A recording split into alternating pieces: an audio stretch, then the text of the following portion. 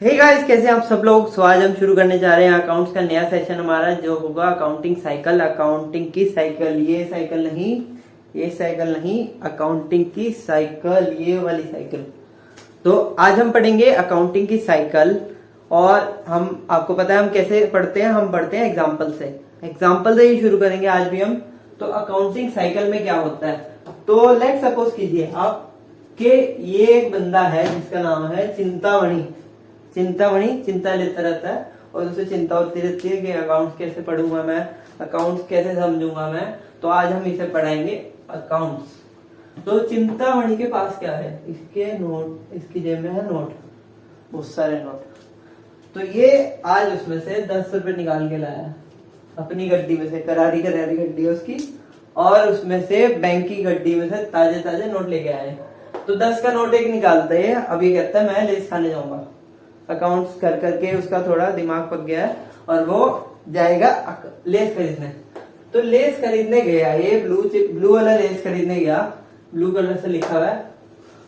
तो लेस खरीदने गया। अब इसने, ये किसके पास गया, ये गया पिंकी मैडम के पास। पिंकी मैडम का नाम है दुकान का पिंकी कन्फेक्शनरी। तो ये गया पिंकी मैडम के पास लेस खरीदने, पैसे लेके। तो इसके पास हैं पैसे। तो आपको थोड़ा बेसिकली पास से दिखा देते हैं।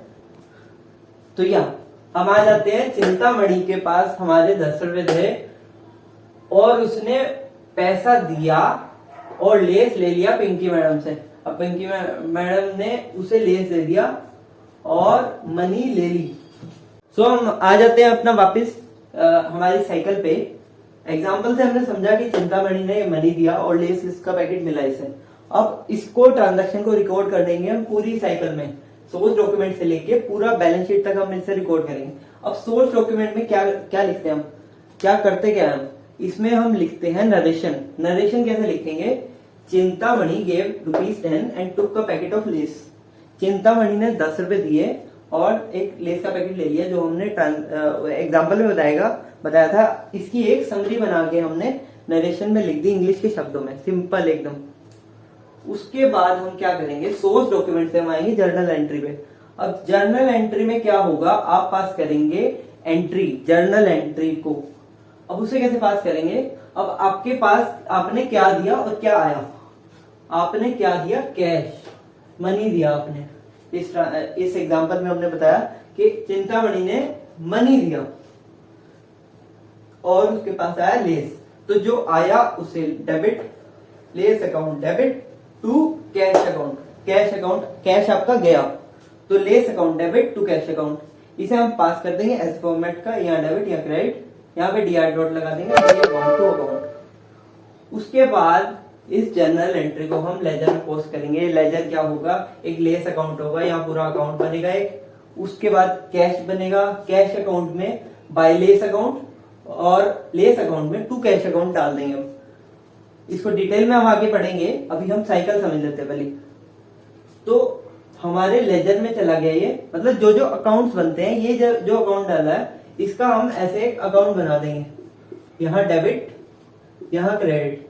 अब यहाँ पे बैलेंस, यहाँ पे हम जो आएगा, ये हमने मान लो बनाया लेस अकाउंट। लेस अकाउंट में टू कैश अकाउंट है ना, तो यहाँ पे भी टू कैश आ जाएगा। अब ये लेस तो यहाँ है, लेस टू कैश, ऐसे कैश हो जाएगा, कैश अकाउंट बनेगा और यहाँ लेस आ जाएगा, बाय लेस।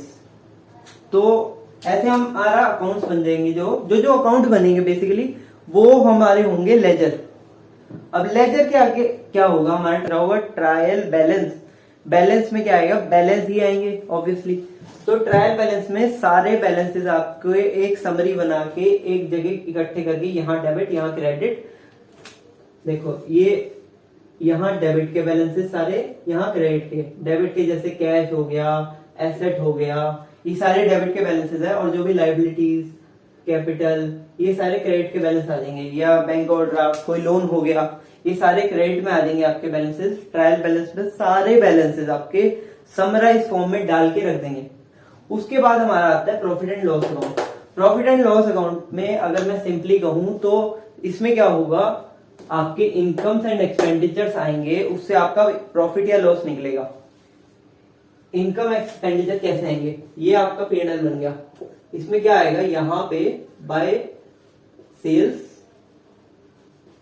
ये सेल्स आ गई, इधर ओपनिंग स्टॉक, इधर परचेजेस, ये आपका बन गया क्या, आपका प्रॉफिट एंड लॉस अकाउंट। अब इसमें क्या होगा, हमारा यहां पे बनेगा जीपी। जीपी तक हमारा कहलाता है क्या, हमारा कहलाता है ये ट्रेडिंग अकाउंट। ट्रेडिंग अकाउंट आएगा यहां तक, इसके नीचे क्या होगा, ये जीपी इधर ट्रांसफर हो जाएगा और यहाँ पे जो इनडायरेक्ट एक्सपेंसेस है वो आ जाएंगे। तो ये बेसिकली आपको पूरा बताया जाएगा जब इसका लेक्चर होगा सेपरेटली। तो प्रॉफिट एंड लॉस अकाउंट में आपके सारे इनकम्स और एक्सपेंडिचर्स आ जाएंगे और प्रॉफिट एक्सपेंडिचर के बाद जो बैलेंस बचेगा वो यहाँ पर बैलेंस शीट में आ जाएगा। बैलेंस शीट में कहाँ आएगा, प्रॉफिट एंड लॉस में आएगा। कैपिटल में या तो प्रॉफिट ऐड होगा या लेस होगा लॉस। अब कैपिटल क्या होती है, कैपिटल हमारी होती है पूंजी। अब पूंजी हमारी बढ़ जाएगी उतनी ही जितना हमारा प्रॉफिट हुआ इस बार का। अब पूंजी हमारी बढ़ गई या पूंजी हमारी घट गई। पूंजी कैपिटल मतलब कितना पैसा है हमारा, बिजनेस का कितना पैसा हमारा पैसा कितना बिजनेस पे लगा है, या ऐसे कह लो कि बिजनेस को इतना पैसा देना है हमें। तो इसमें क्या होगा, ये कैपिटल में ऐड हो गया, लॉस हो या फिर लेस हो गया। अब बैलेंस शीट में वैसे जनरली क्या क्या आता है, बैलेंस शीट में आते हैं सारे एसेट्स एंड लायबिलिटीज, एक कैपिटल भी आता है। कैपिटल को हम लायबिलिटी मान लेते हैं, हम ये मान के चलते हैं कि कैपिटल बिजनेस की हमारे प्रति लायबिलिटी है। तो सबसे ज्यादा दिक्कत होती है हमारे करंट लायबिलिटीज में, क्योंकि ये हमें हाथों हाथ देनी पड़ती है। उसके बाद लॉन्ग टर्म लायबिलिटीज, और उसके बाद इसमें तो कोई टेंशन नहीं है कैपिटल में। और ये भी सीक्वेंस से चलता है, ये सीक्वेंस आपको लर्न करनी पड़ेगी। पहले फिक्स एसेट आएगा, फिक्स एसेट के बाद इन्वेस्टमेंट, फिर करंट एसेट्स। इसमें क्रोनोलॉजी कैसे होती है, इसमें क्रोनोलॉजी होती है कितना लिक्विड है एसेट।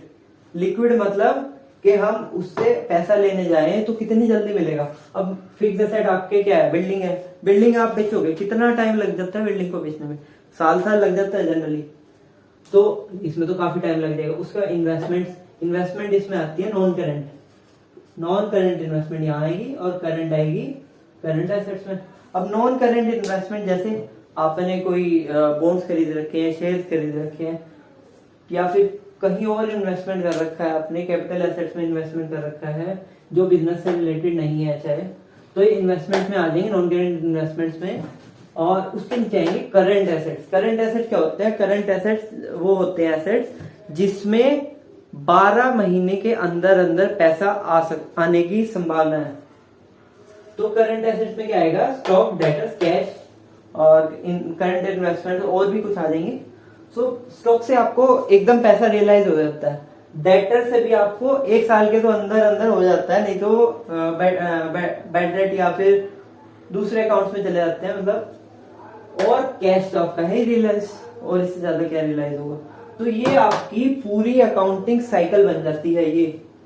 ये आपका सोर्स डॉक्यूमेंट से जर्नल एंट्री गई, फिर लेजर आया, ट्रायल बैलेंस आया, प्रॉफिट एंड लॉस, फिर बैलेंस शीट। ये सारी आपकी साइकिल है ट्रांजैक्शन की। ये ट्रांजैक्शन तुम्हारे अकाउंट्स में कैसे कैसे घूमेगी, पहले सोर्स डॉक्यूमेंट से लेके पूरा बैलेंस शीट तक, फिर उसके बाद दूसरी ट्रांजैक्शन आएगी, फिर ये पूरी घूमेगी।